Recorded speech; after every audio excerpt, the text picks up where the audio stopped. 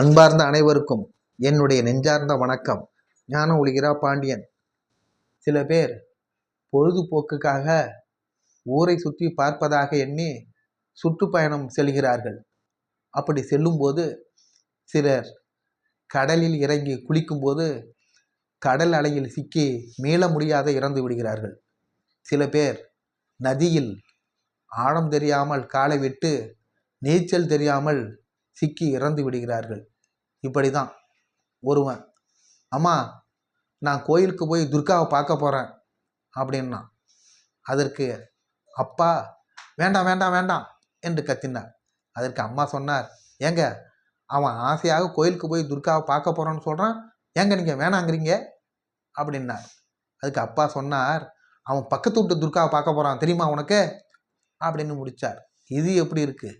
இது உங்களுக்கு பிடித்திருந்தால் சப்ஸ்கிரைப் பண்ணுங்கள், லைக் பண்ணுங்கள், ஷேர் பண்ணுங்கள். நன்றி.